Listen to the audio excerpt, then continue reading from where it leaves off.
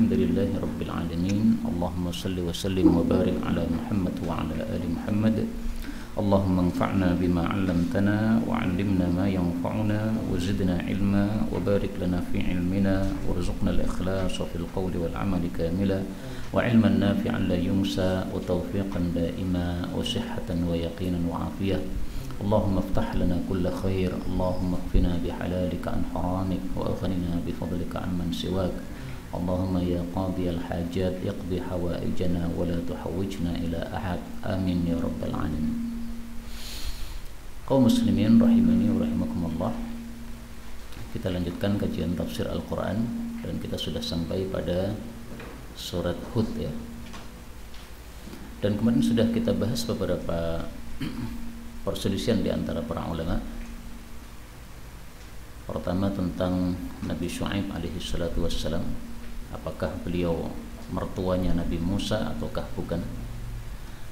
Dan sudah kita tampilkan pendapat para ulama yang mengatakan beliau adalah mertuanya Nabi Musa dengan alasannya masing-masing pendapat. Kemudian sudah kita bahas juga tentang sijil, bahwa menurut Ibnu Abbas, bahwa menurut sebagian ulama sijil itu sama dengan sijin karena lamnya pengganti dari nun seperti Ismail dan Ismail. Ada juga pendapat yang lain. Dan musawamah juga sudah kita bahas. Menurut Ibnu Abbas ini tandanya adalah warna merah keputihan, putih kemerahan. Adapun yang pendapat yang masyhur ini adalah sudah berisi nama-nama masing-masing orang yang akan disiksa. Baik, kita lanjutkan ayat yang ke-85. Allah Subhanahu wa taala mengatakan, wa ya qaumi, dan wahai kaumku, aufu, sempurnakanlah al-mikyala, takaran, wal mizana, dan timbangan, bil qisti, dengan adil. Wala tabkhasu, dan janganlah kalian mengurangi an-nasa, kepada para manusia, asya'ahum, barang-barang mereka. Wala ta'thau, dan janganlah kalian berbuat rusak fil ardi, di bumi, mufsidin, dalam keadaan berbuat rusak. Dalam ayat ini Allah jelaskan Nabi Syu'aib menyuruh kaumnya 3 perkara. Yang pertama, menyempurnakan timbangan, dan yang kedua, jangan mengurangi hak orang lain, dan yang ketiga, jangan berbuat rusak, yaitu maksudnya berbuat maksiat. Auful mikyal, menyempurnakan takaran. Maksudnya kalau kita membeli sesuatu atau menjual sesuatu, maka hendaklah kita takar sesuai dengan kesepakatan, 1 kilo 1 kilo, jangan dikurangi 1 sendok dan sejenisnya. Bahkan disunahkan di dalam Islam untuk kita memberikan tambahan. Kalau bahasa Jawanya ngangeti, bahasa Lampungnya apa? Nambai ya.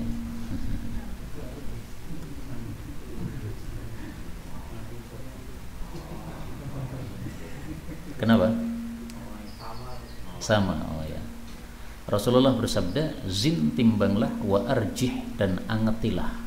Hadis riwayat Imam 4. Jadi kalau kita membeli, misalnya harganya 9.000, kita disunahkan nambahi menjadi 10.000, angeti.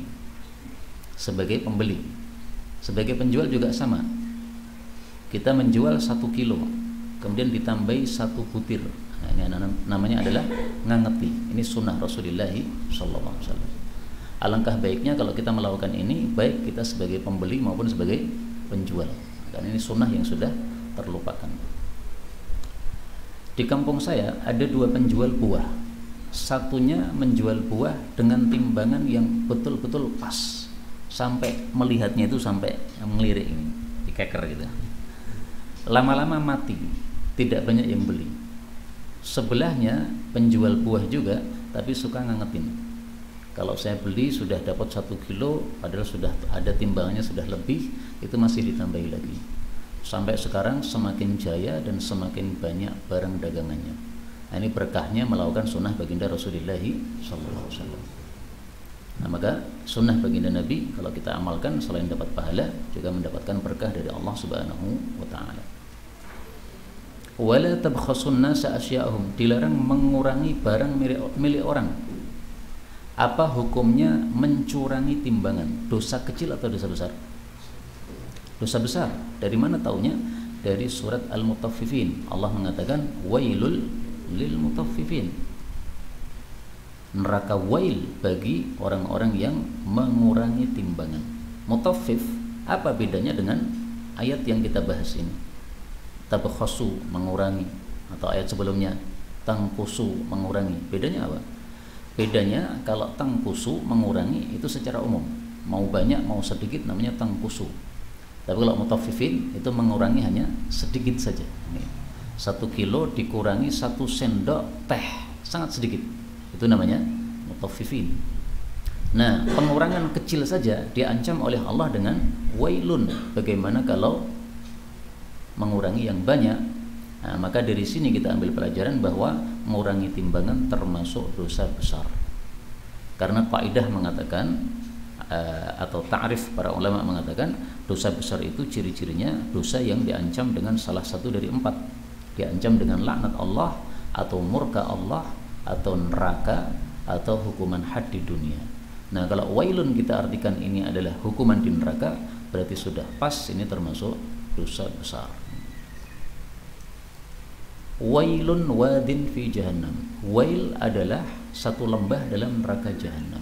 Orang kafir masuk ke dalamnya selama 40 tahun belum sampai ke dasarnya. Hadis riwayat Tirmidzi, disahihkan Ibnu Hibban dan Hakim, tapi didhaifkan oleh Al-Albani.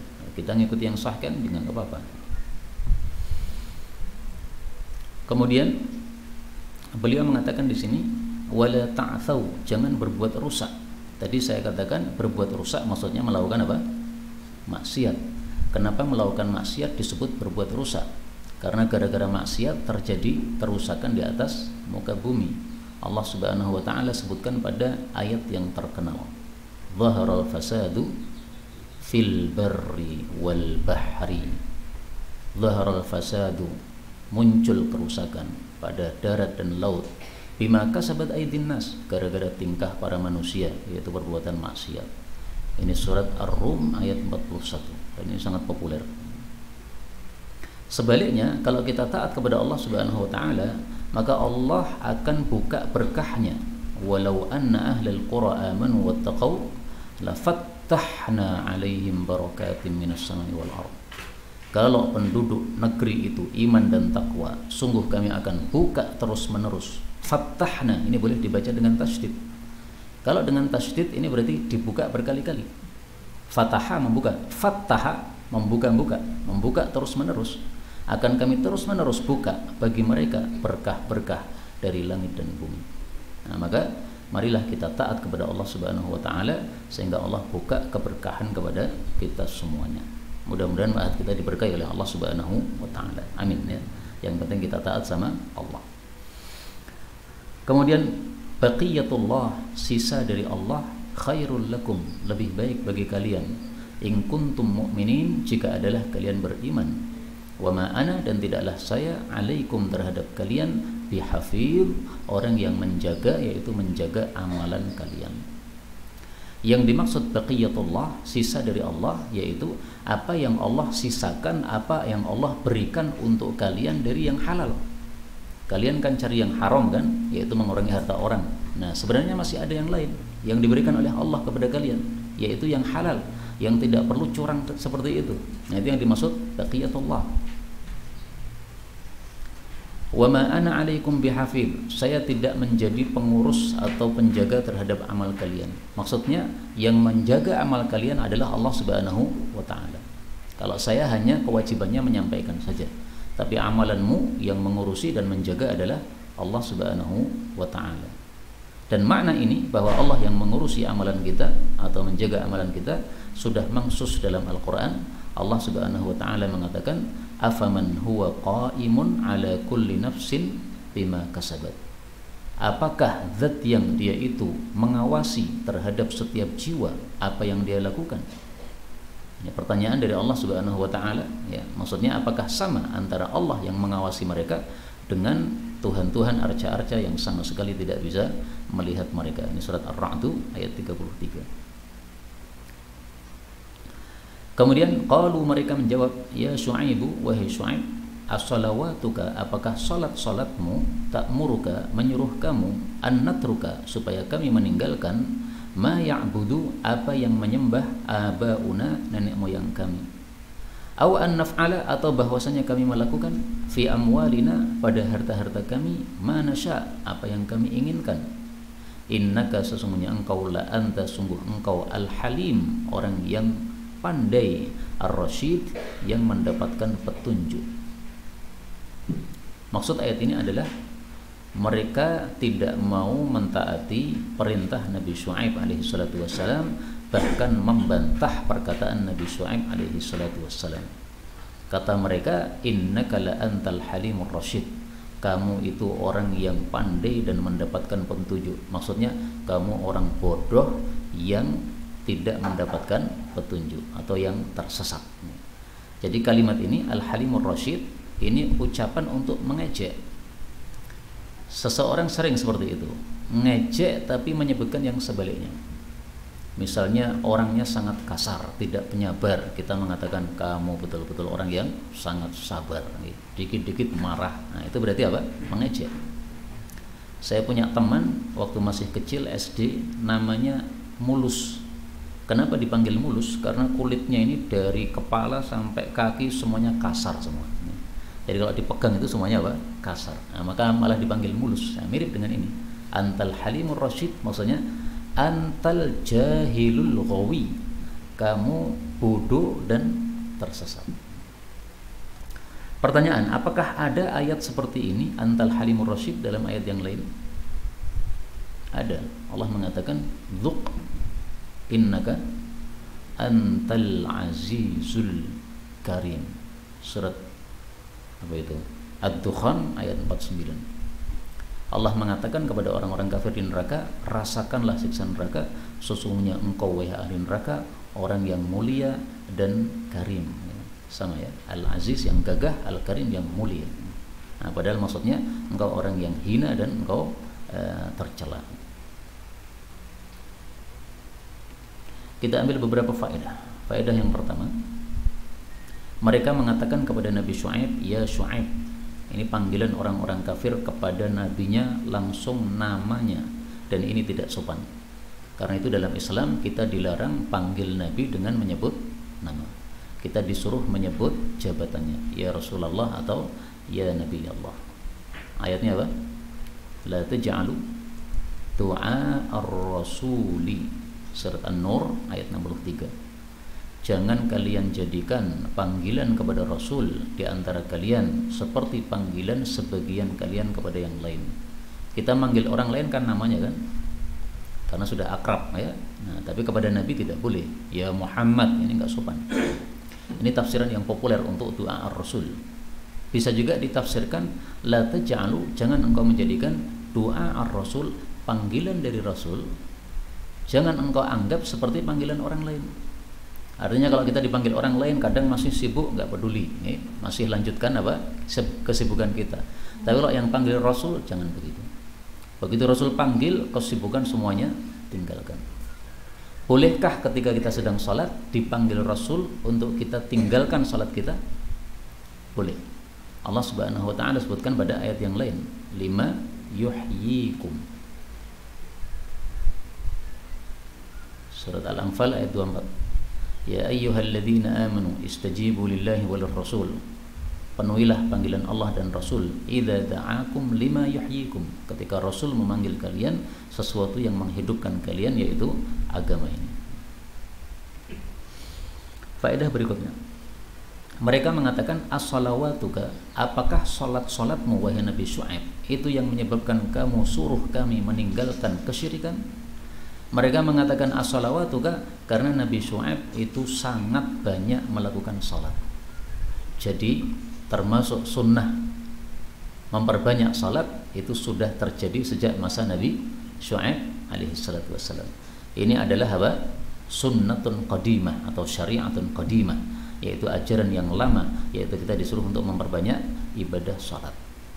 Rasul sallallahu alaihi wasallam bersabda tentang hal ini, as-salatu khairu mawdu'in. Salat adalah amal terbaik yang disyariatkan. Faman istata'a yastakthir, siapa yang mampu memperbanyak salat, falyastakthir, hendaklah dia perbanyak salat sunnah. Hadis riwayat Tabarani sahih. Imam Ahmad bin Hanbal salat sunnahnya berapa? 300 rakaat sehari. Harun ar-Rasyid berapa? 100 rakaat. Imam Ahmad ulama, Harun ar-Rasyid itu khalifah. Jadi kita bayangkan sekarang Pak Jokowi salat sunnahnya 100 rakaat. Masya Allah, kalah kabeh rakyat Indonesia ini. Ini sunnah yang sudah mati nih, memperbanyak salat sunnah. Pernah nggak Pak ngitung salat sunnah kita sehari berapa? Belum pernah ya? Coba dihitung ya. Berapa kita salat sunnah dalam sehari? Pernahkah sampai 100? Kalau bisa sampai 100, meskipun sekali dalam seumur hidup. Ada seorang ulama itu mengatakan, setiap kebaikan pada biografi ulama yang saya baca, saya ingin melakukan meskipun hanya 1 kali seumur hidup.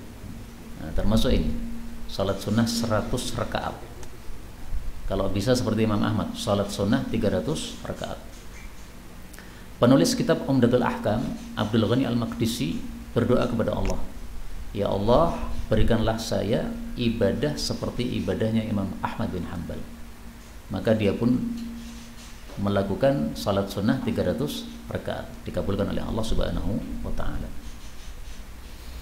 Maka setelah salat tarawih selesai, antum suka ikut tarawih berjamaah di masjid, nah, maka sisa waktu jangan disia-siakan, gunakan juga untuk memperbanyak salat sunnah. Jangan hanya mengandalkan tarawih yang ada di masjid, karena paling cuma berapa menit saja. Berapa tarawih di situ? Setengah jam, 30 menit. 11 rakaat atau 23? Loh, NU kok 11 gimana? Oh, NU campur. Saya kirain 23 di sana, karena ada kunut subuhnya. Ternyata 11. Nah, ini berarti apa? NU-nya sudah enggak murni ya. Tayyib. Karena menurut Syafi'iyah tidak sah tarawih 11 rakaat. Tapi enggak ada masalah. Kemudian faedah berikutnya, yang dimaksud an-naf'ala fi amwalina ma nasya', maksudnya apakah agamamu itu menyuruh kamu untuk melarang kami melakukan semua yang kami kehendaki terhadap harta kami, yaitu tadi melakukan kecurangan.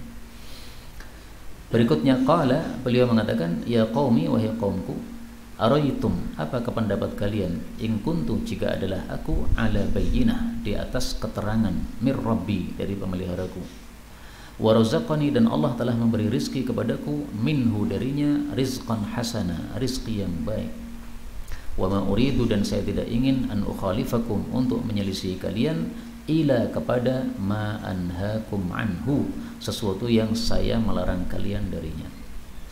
In uridu, tidaklah saya menghendaki, ilal islah, kecuali untuk memperbaiki, mastata'tu, semampu saya, wa ma taufiqi, dan tidaklah taufik saya, illa billah, kecuali dengan pertolongan Allah Subhanahu wa ta'ala. Alaihi, hanya kepadanya tawakkaltu, saya tawakal, wa ilaihi, dan hanya kepadanya unibu, saya kembali atau saya taubat kepada Allah Subhanahu wa ta'ala. Maksud ayat ini adalah bahwa Nabi Syu'aib alaihi salatu wassalam setelah ditolak dakwahnya, maka beliau menyuruh mereka berpikir, bagaimana kalau saya sudah mendapatkan keterangan yang jelas dari Allah, ada dalilnya, ada dasarnya, apakah kalian tetap tidak mengikuti saya? Kemudian kata beliau, saya tidak akan menyelisih ucapan saya. Kalau saya melarang mengurangi timbangan, saya tidak mungkin melakukan pengurangan timbangan, karena saya dakwah ini tujuannya adalah untuk memperbaiki apa yang rusak pada tengah-tengah manusia. Taufik ini saya dapatkan hanya semata-mata dari Allah Subhanahu wa ta'ala. Kalau kalian mau berbuat buruk terhadap saya, tidak ada masalah, saya sudah tawakal kepada Allah Subhanahu wa ta'ala. Ini ringkasan makna dari ayat 88 ini. Kita ambil beberapa faedah. Faedah yang pertama, ara'aitum, hamzahnya 2. Bagi sebagian orang Arab, hamzah 2 kali seperti ini memberatkan. Makanya mereka membolehkan untuk menghapus hamzah yang kedua menjadi araitum. Dan ini termasuk qiraah mutawatirah. Ara'aita, araita, ara'aitum, araitum. Huruf yang paling berat menurut orang-orang Arab itu adalah huruf hamzah. Sehingga mereka melakukan perubahan terhadap hamzah, beberapa macam perubahan. Ada yang dihapus seperti ini, ara'aitum menjadi araitum. Ada yang ditashil, yaitu dilunakkan pembacaannya, seperti a'jamiyun menjadi a'jamiyun. Ada yang dibadal, yaitu diganti, seperti misalnya hamzah menjadi wawu atau hamzah menjadi ya. Nah, itu dalam rangka mempermudah di dalam mengucapkan hamzah. Dan ini ketika sudah menjadi qiraah mutawatirah, maka boleh kita untuk membacanya. Nah, banyak orang itu bertanya, bolehkah kita membaca qiraah mutawatirah tapi campuran? Jadi karena tidak fokus di dalam mempelajari ilmu qiraat, dia hanya sedikit-sedikit dapat ilmu qiraat. Tetap bacaan hariannya itu riwayat Hafs. Tapi sekarang dapat araitum. Boleh enggak saya membaca riwayat Hafs tapi dicampur dengan qiraah yang lain araitum? Jawabnya ada dua pendapat. Pendapat Imam Nawawi tidak boleh. Pendapat Ibnul Jazari ahli qiraat boleh. Dua pendapat ini yang lebih kuat yang mana? Pendapat Ibnul Jazari pertama karena beliau adalah ahli qiraat. Imam Nawawi bukan ahli qiraat tapi ahli fikih. Nah, setiap ilmu itu diambil dari pakarnya masing-masing. Ibnul Jazari lebih pakar daripada Imam Nawawi dalam bab qiraat. Yang kedua, sesuai dengan sabda Rasulullah sallallahu alaihi wasallam. Beliau mengatakan sab'ati ahrufin. Quran diturunkan dengan 7 huruf atau 7 logat. Fa ayyama harfin qara'u alaihi faqad asabu. Manapun logat yang mereka membaca terhadapnya sudah benar. Jadi boleh mencampurkan, enggak ada masalah. Dan di masa Rasulullah belum ada qiraah yang kita kenal ini, qiraah Asim, riwayat Hafs, enggak ada. Karena mereka ini kan generasi bawah, ya kan? Rasulullah wafat dilanjutkan oleh para sahabat. Para sahabat dilanjutkan oleh generasi tabi'in. Nah, generasi tabi'in, tabi'ut tabi'in dan seterusnya, ini baru muncul nama-nama orang ini. Ada qiraah Ibnu Katsir, itu qiraah paling tua. Ibnu Katsir termasuk tabi'in. Jadi dia langsung ngambil dari sahabat Nabi sallallahu alaihi wasallam. Maka qiraah ini paling tua, sehingga paling saya sukai qiraah Ibnu Katsir. Nah, maka kita boleh mencampur qiraah Ibnu Katsir dengan qiraah Asim, enggak ada masalah. Kenapa muncul qiraah Ibnu Katsir? Karena beliau fokus dalam mengajarkan ilmu qiraah. Sehingga setiap orang yang datang ke Mekah bertanya, siapa qari di sini? Semua orang mengatakan Ibnu Katsir. Akhirnya orang ngaji ke Mekah ngaji dari Ibnu Katsir. Pulang ke Indonesia ngajarkan qiraah Ibnu Katsir. Pulang ke Mesir ngajarkan qiraah Ibnu Katsir. Makanya disebut qiraah Ibnu Katsir itu nisbat kepada gurunya yang mengajarkan. Di masa Nabi belum ada qiraah Ibnu Katsir. Nabi mengajarkan sesuai dengan logatnya orang-orang agar mudah mereka membaca Al-Quran. Maka boleh kita campur dalam hal ini. Syaratnya 2, boleh mencampur ini. Syarat yang pertama adalah tidak boleh khalat isnadi, tidak boleh mencampur sanad. Saya mengatakan kepada antum misalnya, saya akan ajarkan qiraah Ibnu Katsir, tiba-tiba saya campur dengan qiraah Waras, enggak boleh. Berarti saya enggak jujur nih. Katanya Ibnu Katsir ternyata dicampur dengan qiraah yang lain. Ini namanya khalat isnadi. Yang kedua, tidak boleh khalat lughawi. Tidak boleh campur yang menyebabkan dari sisi bahasa menjadi rusak. Misalnya, kalau kita gabungkan 2 qiraah, maka dari sisi bahasa Arab itu jadi salah. Saya kasih contoh supaya gampang. Kalimatin fatalaqqa Adamu min rabbih kalimatin. Sebagian ulama ada yang membaca Adama,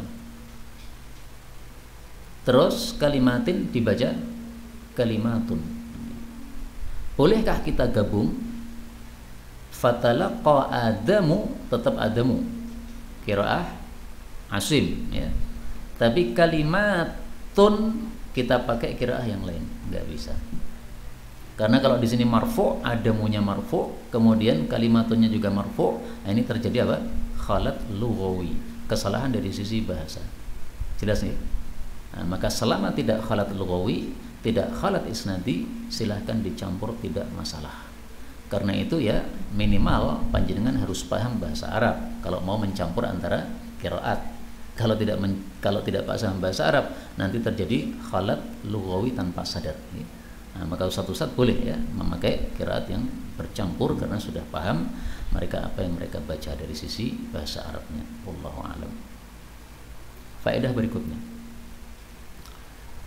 ilmu tadi tentang tidak bolehnya khalat lughawi dan khalat isnadi ini saya temukan dari guru kami Syekh Adnan Al-Urdi. Saya cari, mudah-mudahan ada fotonya. Nah, ini Adnan Al-Urdi. Ini beliau masih hidup, seorang ahli qiraat di Saudi ya.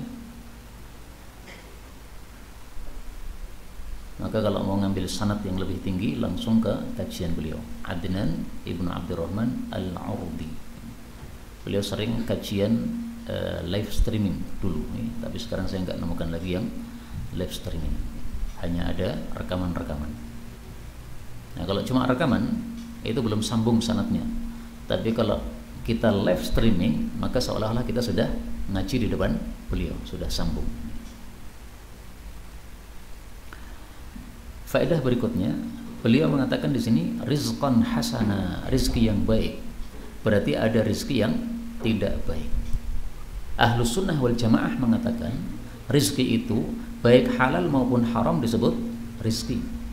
Haram juga rizki, tapi rizki yang jelek. Halal juga rizki, tapi rizki yang baik. Maka di sini ada istilah rizqan hasana karena ada rizki yang tidak hasana, yang tidak baik. Menyelisih mereka sebagian kelompok bid'ah, mungkin Mu'tazilah maupun yang lain, mereka katakan rizki itu hanya yang halal saja, yang haram tidak disebut rizki. Tapi pendapat ini lemah. Kenapa? Karena Allah Subhanahu wa taala mengatakan dalam Al-Qur'an, "Wa ma min dabbatin fil ardi illa 'alallahi rizquha." Tidak ada suatu binatang melata termasuk manusia kecuali sudah Allah tetapkan mendapatkan rezekinya masing-masing. Wa ma min dabbatin fil ardi, surat Hud ayat yang ke-6. Nah, kalau ada orang sejak lahirnya dikasih rezeki haram, apakah berarti dia tidak mendapatkan rezeki? Misalnya nih, orang tuanya itu makanannya setiap harinya babi, sehingga anaknya ya sejak bayi dikasih yang berkaitan dengan babi. Terus setelah dia dewasa, dia kerja di bank, hasilnya juga haram, sampai mati belum tobat. Apakah berarti dia belum dikasih rezeki oleh Allah karena makanannya haram? Nah, maka apa? Pendapat itu tidak tepat. Halal maupun haram namanya juga rizki, tapi ada yang halal, ada yang haram. Faedah berikutnya, beliau mengatakan saya tidak mau menyelisih apa yang saya larang. Artinya saya tidak mau melarang kemudian saya malah melakukan sendiri, karena ini termasuk dosa besar. Kita temukan dalilnya dalam Al-Quran dan hadis Nabi Sallallahu Alaihi Wasallam. Dalam Al-Quran Allah sebutkan pada surat Shaf ayat 3, kabura maqtan indallahi an taqulu ma la taf'alun. Besar murka Allah kalau kalian mengucapkan sesuatu yang kalian tidak melakukan. Dari hadis Nabi Sallallahu Alaihi Wasallam, beliau sebutkan seseorang yang amar ma'ruf nahi mungkar, tetapi kemudian fayulqa finnar, dilemparkan ke dalam neraka. Fatandaliku aqtabuhu, lalu merodollah isi perutnya. Kemudian dia berputar-putar membawa isi perutnya itu dalam neraka, sebagaimana keledai berputar-putar membawa atau memutar penggilingnya.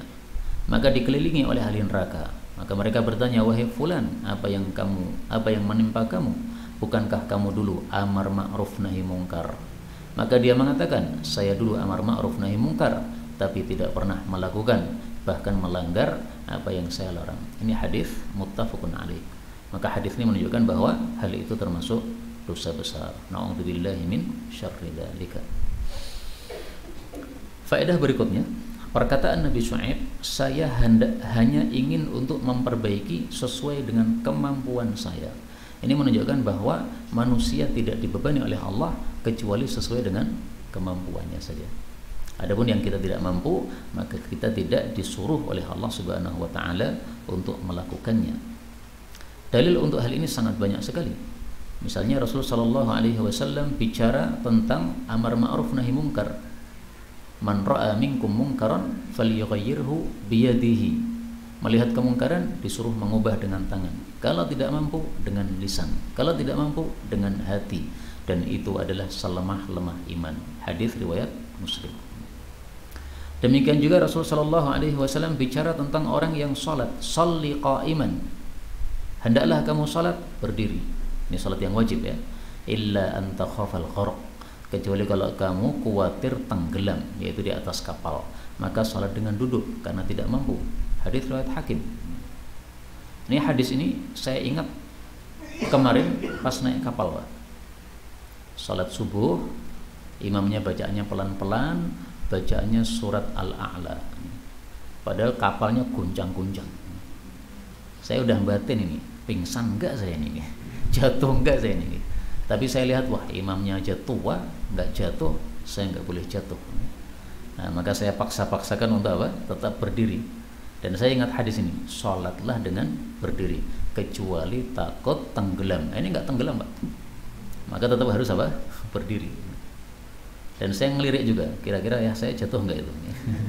Ternyata beliau enggak jatuh, ya sudah.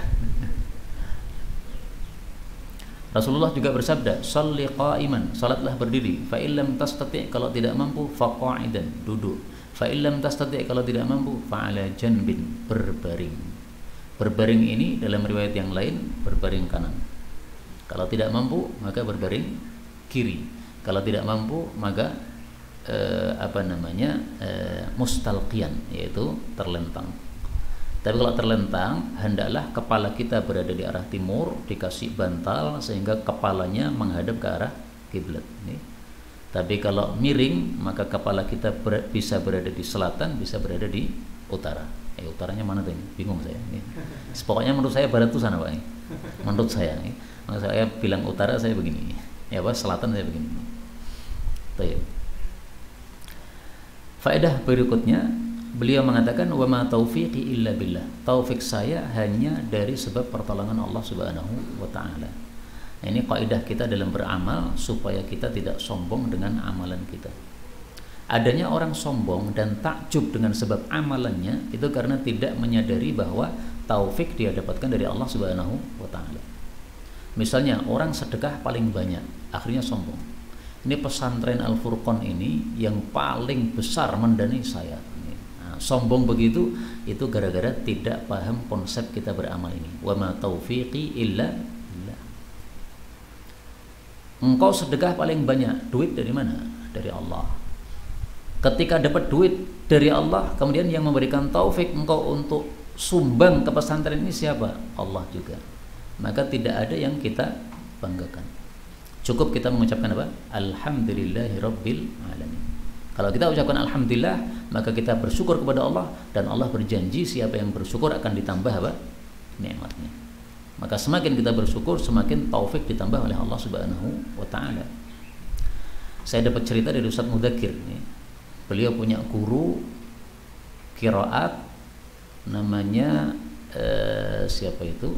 Ar-Raqibi apa siapa itu namanya? Yang di Wahdatul Ummah itu. Nah, waktu itu beliau berkunjung ke pesantren Al-Islam di Solo. Kemudian melihat pesantren beliau tinggi, megah, 4 lantai, sementara gurunya cuma pengajian di rumah. Nah, maka gurunya ini mengatakan, "Hei Mudzakkir, kamu jangan sombong punya pesantren kayak gini. Ini semuanya wa ma taufiqi illa billah."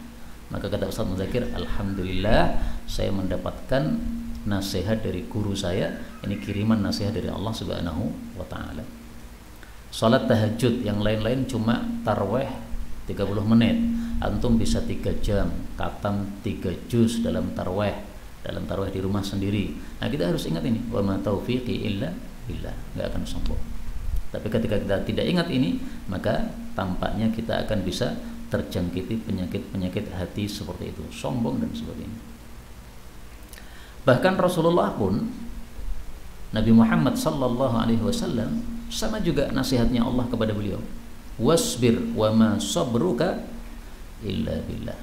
Sabarlah wahai Muhammad, dan tidaklah sabarmu itu kecuali dengan pertolongan Allah. Tanpa pertolongan Allah, Nabi Muhammad SAW tidak akan bisa sabar. Ini Nabi, Pak. Bagaimana dengan kita yang orang biasa? Pasti perlu dengan pertolongan Allah Subhanahu wa Ta'ala. Faedah berikutnya, alaihi tawakkaltu, hanya kepadanya saya tawakal. Kata-kata alaihi saya artikan hanya kepadanya. Kenapa? Karena di sini susunannya dibalik. Aslinya tawakkaltu alaih. Setelah alaih ditaruh di depan, alaihi tawakkaltu, maka muncul terjemah hanya. Jadi kaidahnya mengatakan apa itu membalik namanya? At-taqdimu wa ta'khiru yufidu al-hasra.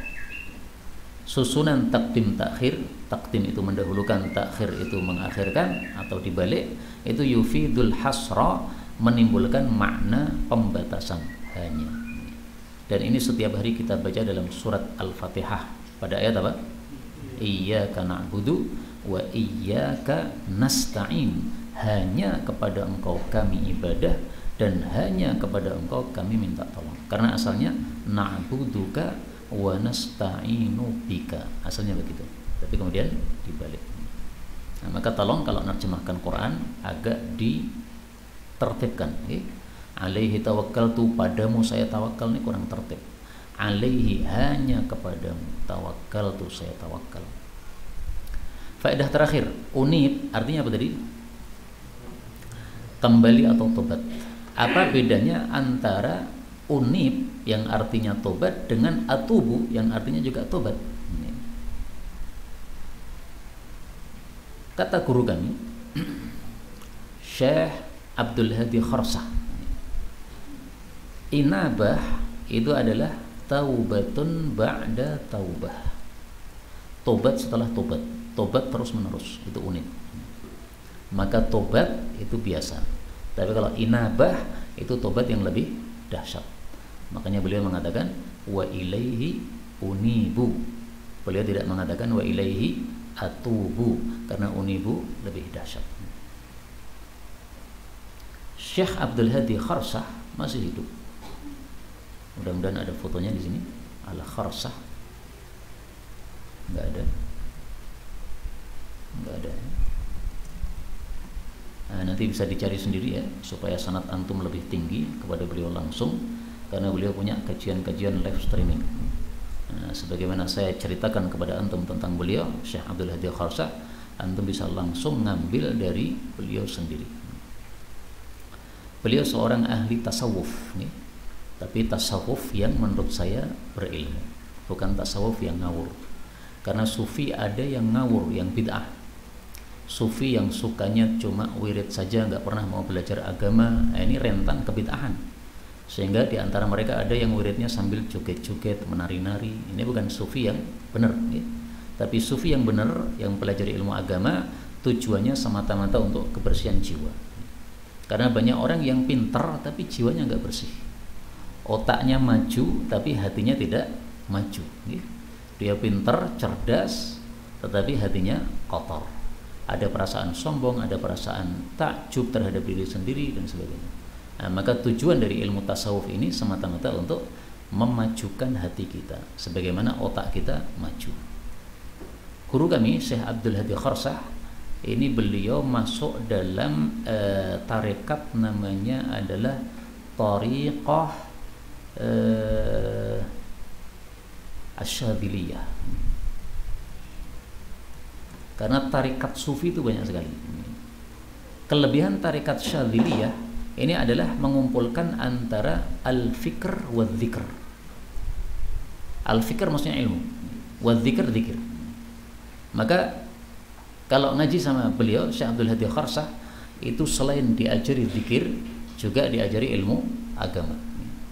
Kalau kita cuma dzikir saja tapi tidak pelajari ilmu agama, nanti akhirnya sesat tadi. Tapi kalau pelajari ilmu agama saja, zikirnya kurang, juga kurang sempurna. Nah, maka kata beliau Syekh Abdul Hadi Kharsah, termasuk zikir yang harus kalian baca setiap hari, tidak boleh absen, kata beliau kepada kami sebagai murid-muridnya waktu itu, yaitu istighfar setiap hari 100 kali. terutama pada saat sholat tahajud. Dan beliau sudah memilihkan lafal istighfarnya, astaghfirullahaladzim wa atubu ilaih, astaghfirullahaladzim wa atubu ilaih, astaghfirullahaladzim wa atubu ilaih. Kemudian beliau mengatakan, saya ijazahkan wirid ini kepada antum. Nah, sekarang saya katakan, saya ijazahkan wirid ini kepada antum. Antum baca astaghfirullahaladzim wa atubu ilaih setiap hari minimal berapa? 100 kali. Kalau lupa, maka bisa diganti pada hari berikutnya menjadi 200. Ini supaya kita tertib.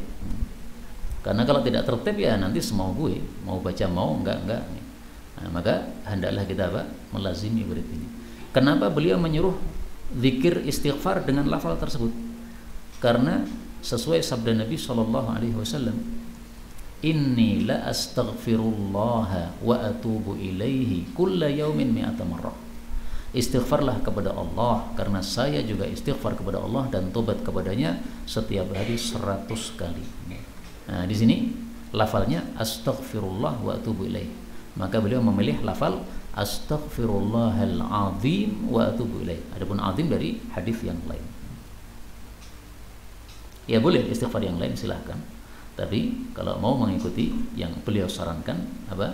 Astaghfirullahal azim wa atubu ilaih. Ini kelebihan thariqah Syadziliyah, al-fikr wa dzikr. Di antara tokoh-tokoh thariqah Syadziliyah ini adalah ulama besar di zaman Ibnu Taimiyah, namanya Ibnu Athaillah. Pernah dengar Pak? As-Sakandari. Penulis kitab apa? Al-Hikam. Nah, kitab Al-Hikam ini termasuk kitab yang diberkahi oleh Allah Subhanahu wa taala, sampai sekarang masih dipelajari orang. Tapi kitab ini perlu guru. Tanpa guru kita susah memahami, bahkan bisa sesat pemahaman. Karena itu jangan mempelajari kitab ini tanpa guru yang paham. Karena sudah saya buktikan ya, baca kitab ini susah dan bisa salah paham. Tapi kalau pakai guru, insya Allah akan diluruskan pemahaman yang salahnya menjadi pemahaman yang benar. Nah, kitab Al-Hikam ini alhamdulillah sudah saya kaji dengan 2 ulama. Satunya tadi Syekh Abdul Hadi Kharsah, satunya lagi Dr. Yusri Jabr. Saya carikan apakah fotonya ada atau enggak di sini. Enggak ada ya. Nah, banyak guru-guru saya yang belum saya abadikan fotonya. Tapi sebenarnya sudah saya punya file di sini, namanya judulnya foto masyayikh. Dan ini termasuk dari adatnya para ulama salaf. Mereka memperbanyak guru. Dan ini saya bagi, ada masyayikh Jawa, ada masyayikh macam-macam, ada masyayikh tafsir, ada masyayikh hadis, ada masyayikh fikih, ada masyayikh qiraat. Nah, mestinya tambah satu lagi ya, masyayikh tasawuf. Tapi karena saya belajar tasawuf itu cuma sedikit sekali, nggak banyak, tidak saya tidak saya kumpulkan dalam satu folder. Ini termasuk adatnya para ulama salaf. At-takthir minasyuyukh, memperbanyak para guru, wa takthir minar rihlah, dan memperbanyak mencari ilmu agama, safar ke tempat-tempat yang jauh. Alhamdulillah sudah 45 menit sisa waktu. Kalau ada pembahasan baik yang berkaitan dengan tema atau secara bebas, dipersilahkan.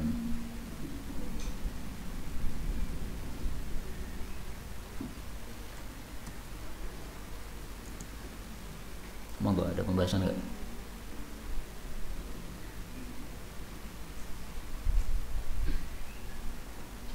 Silakan.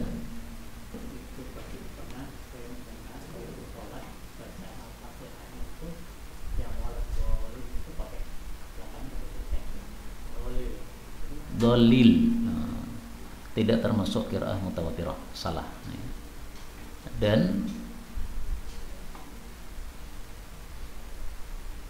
kalau merubah makna, maka salatnya tidak sah.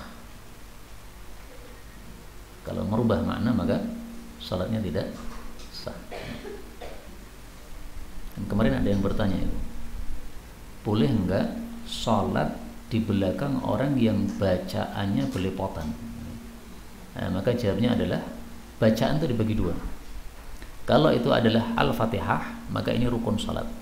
Kalau selain Al-Fatihah, surat-surat yang lain itu bukan rukun salat. Maka kalau Al-Fatihahnya sudah lurus, meskipun surat-surat yang lain tidak lurus, masih sah. Kalau Al-Fatihahnya tidak lurus, yang menyebabkan rusaknya makna, maka salatnya tidak sah. Tidak boleh kita bermakmum kepada orang tersebut. Kaidahnya gini. Al-qari' la ya'tammu bil ummi.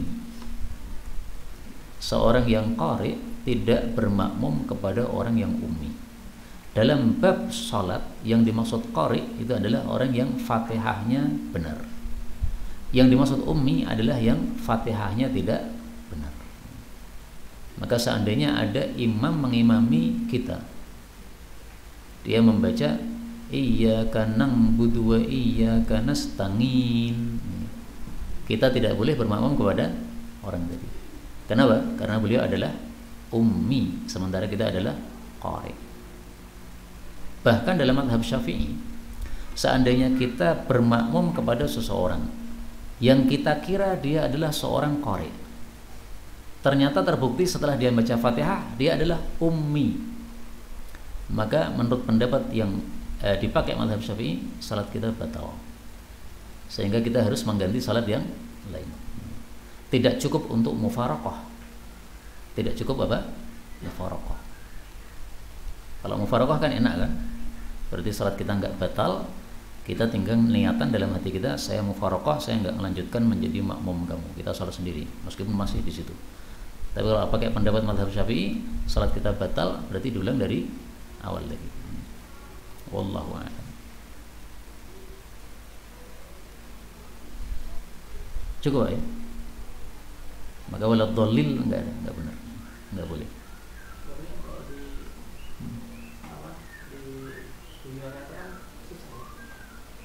Dunia nyata.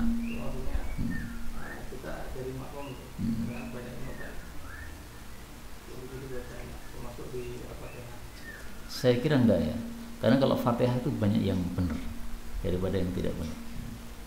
Antum pernah dengar orang baca nastangin, pernah enggak? Saya enggak pernah. Tapi konon orang-orang tua dulu gitu bacanya. Tapi selama saya jadi makmum itu sampai hari ini belum pernah mendengar imam membaca nastangin, enggak pernah.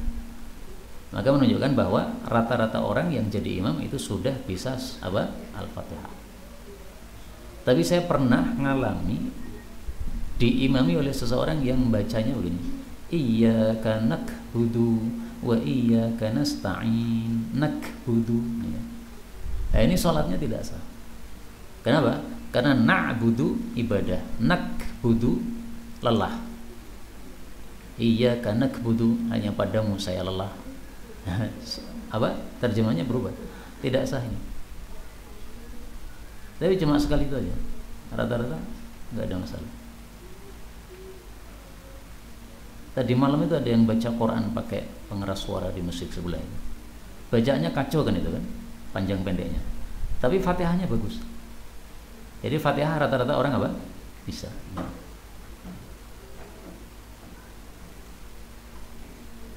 Ada lagi? Silakan. Untuk ayat apa surat ayat yang lain silakan. Maksudnya? Surat Al-Baqarah 240. Itu tentang ayat ini apakah masih bisa dipraktekkan atau memang maksudnya sudah umum seperti apa itu ayatnya? Waladina yutawaffawna minkum wa yadaruna azwajan wasiyatan li azwajihim mata'an ila. Oh ya, mata'an ilal haul ini sudah mansukh.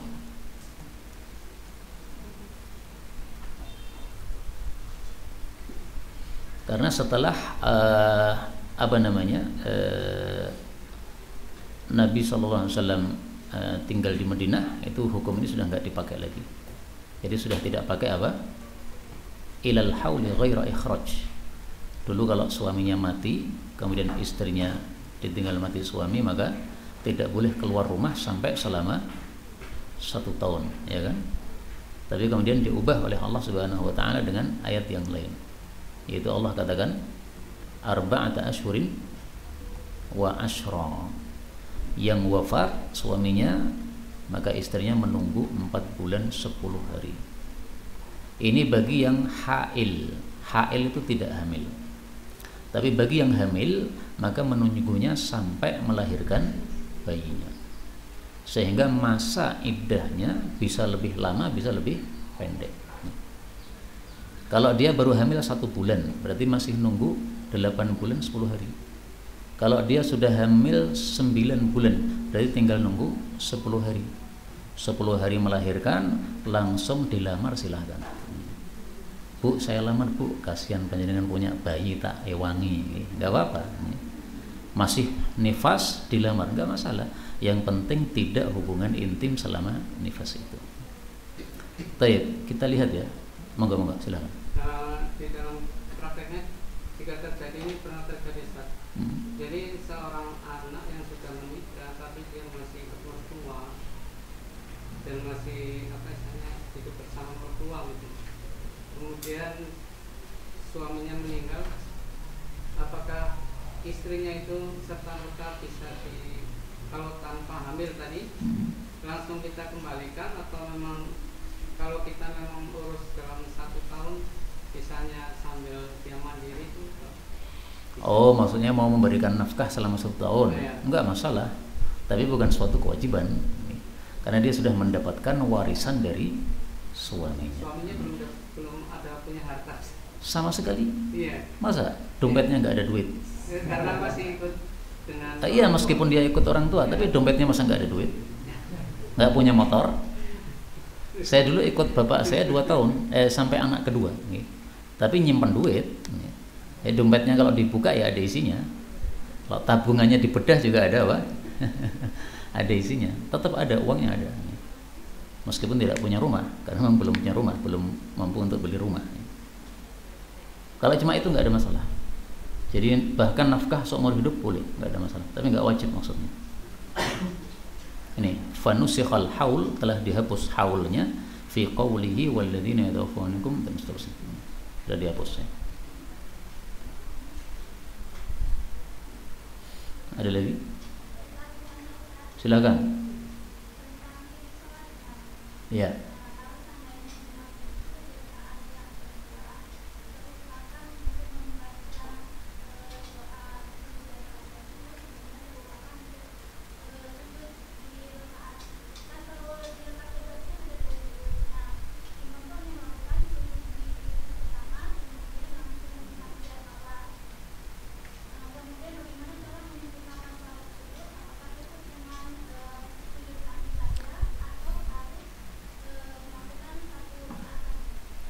Imamnya sujudnya cuma 1 kali, padahal mestinya 2 kali. Bisakah diganti sujud sahwi? Tidak bisa. Kenapa? Karena sujud termasuk rukun sholat. Antum ingat-ingat, amalan sholat ada 3. Ada berapa? 3. Rukun, arkan, sunan, dan hayat. Rukun harus dilakukan, tidak dilakukan tidak sah. Sunnah kalau ditinggalkan maka diganti dengan sujud sahwi. Hayat kalau ditinggalkan tidak ada sujud sahwi sama sekali. Jadi dari 3 ini yang bisa diganti sujud sahwi hanyalah sunnah salat. Rukun misalnya ruku, sujud, Fatihah. Jadi lupa baca Fatihah, tiba-tiba langsung surat, diganti sujud sahwi, nggak bisa. Maka kasus tadi itu karena dia lupa sujudnya cuma 1 kali, maka selesai salam imamnya diingatkan, Pak Imam tadi sujudnya baru 1 kali. Oh apa ya? Iya, semua masjid sepakat nih. Maka nambah 1 rakaat lagi. Karena rakaat yang tadi sudah batal, tidak dianggap. Kalau sudah terlanjur, itu kejadian sebulan kemarin, nah panjenengan sholat sendiri karena sholatnya belum sah. Sholatnya diulang dari awal. Kemarin sholat apa? Misalnya sholat duhur, nah berarti sholatnya 4 rakaat. Kalau waktunya masih pendek, salam kemudian diingatkan, bisa nambah 1 rakaat. Tapi kalau sudah ngopi, sudah lama ya, sudah sampai gelegean ya kan, kemudian baru diingatkan, Pak Imam tadi sujudnya kurang 1. Nah itu ngulangi lagi dari awal, karena jedanya sudah lama. Nah, untuk hayat ini tidak perlu diganti. Hayat itu adalah sunnah yang mengiringi sunnah. Misalnya ketika ruku kita membaca apa? Subhana rabbiyal azim. Sunnah yang mengiringi rukun, ya. Itu namanya apa? Hayat. Jadi bacaan-bacaan rata-rata itu adalah hayat. Maka seandainya pas ruku kita diam saja, tidak membaca apa-apa, apakah diganti sujud sahwi? Tidak. Apakah sah salatnya? Sah, karena cuma hayat. Allahu Akbar, ruku, sami Allah liman hamidah, i'tidal, sedekap. Nah, ini hayat. Atau dilepas, ini juga hayat. Maka masalah hayat ini kita beda dengan imamnya pun juga tidak masalah. Imamnya dia sedekap, kita lepas, nggak apa-apa. Imamnya duduknya tawarruk, kita duduknya iftirash, nggak apa-apa. Jadi tolong ini diingat-ingat, rukun, sunnah, sama hayat. Rukun harus, sunnah bisa diganti sujud sahwi, hayat tidak diganti apa-apa. Makanya pentingnya belajar ilmu fikih itu gitu, karena tergambar. Kalau kita cuma baca Quran, hadis itu nggak tergambar. Tapi kalau fikih itu ringkasan dari Quran dan hadis, sehingga sudah apa? Tergambar. Seperti buku-buku pelajaran dulu, kan itu dimudahkan. Bagaimana tadi?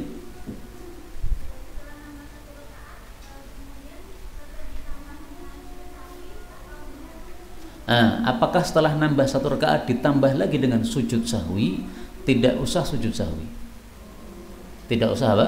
Sujud sahwi. Tapi kalau sujud sahwi boleh atau tidak? Nah, ini saya perlu apa? Mencari lagi. Kalau madhab Hambali mengatakan sujud sahwi sebabnya cuma 3. 1 ketika kurang, 2 ketika tambah, 3 ketika ragu. Kurang misalnya belum tahiyat awal, tambah misalnya rakaatnya jadi 5 rakaat padahal sholat zuhur, ragu-ragu misalnya ragu-ragu berapa rakaat.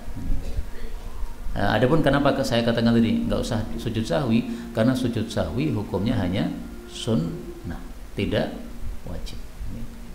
Adapun apakah setelah kita nambah 1 rakaat sujud sahwi, nah ini perlu tahqiq lagi. Yang zahir tidak, ya, karena dia mengganti apa?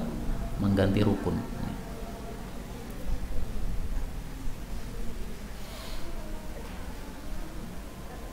Cukup ini? Udah adzan? Subhanakallahumma rabbana wa bihamdika asyhadu an la ilaha illa anta astaghfiruka wa atubu ilaik. Walhamdulillahirabbil alamin.